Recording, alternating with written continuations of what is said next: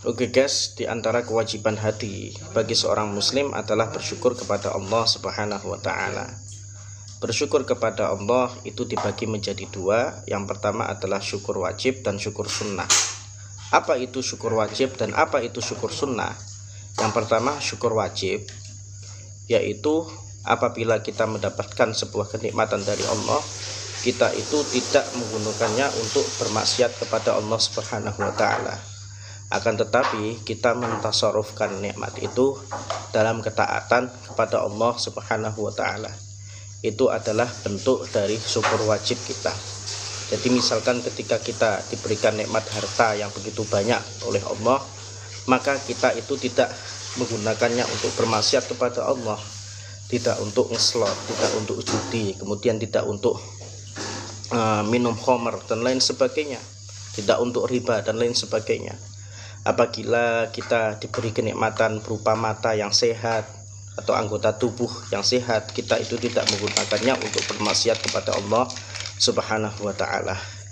Itu merupakan syukur yang wajib. Kemudian yang kedua itu adalah syukur as-sunnah. Itu syukur yang sunnah. Nah, syukur yang sunnah ini yaitu apabila ketika kita mendapatkan kenikmatan dari Allah, kemudian kita mengucapkan alhamdulillahirabbil alamin.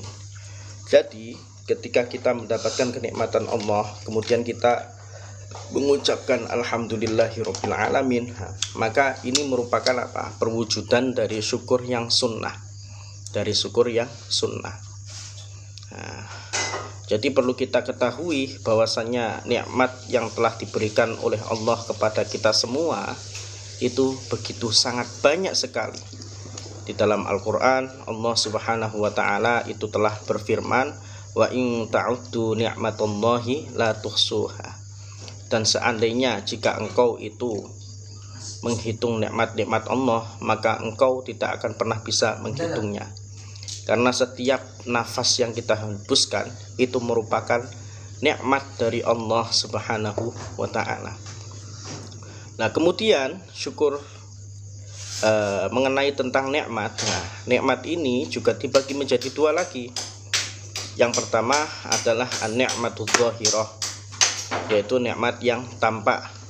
Contohnya seperti apa? Contohnya seperti anggota tubuh yang lengkap.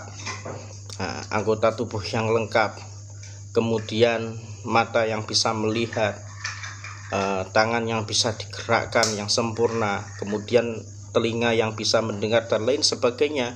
Ini merupakan nikmat yang tampak. Nah, kemudian yang kedua adalah an-ni'matul batinah. An-ni'matul batinah yaitu nikmat yang tidak tampak. Contohnya seperti iman yang benar kepada Allah Subhanahu wa taala, yang mana ini merupakan nikmat yang paling agung. Kenapa dikatakan nikmat yang paling agung?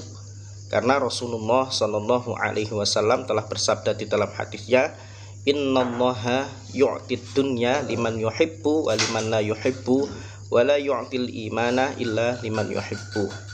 Jadi sesungguhnya Allah itu memberi dunia beserta isinya, yaitu berupa harta dan lain sebagainya, itu kepada orang yang dicintainya dan kepada orang yang tidak dicintainya. Tetapi Allah Subhanahu wa ta'ala memberikan nikmat iman itu hanya kepada orang yang dicintainya saja. Maka dari itu an-ni'matul batinah yang berupa iman yang benar ini merupakan nikmat yang paling agung, karena Allah memberikannya hanya kepada hamba yang dicintainya saja.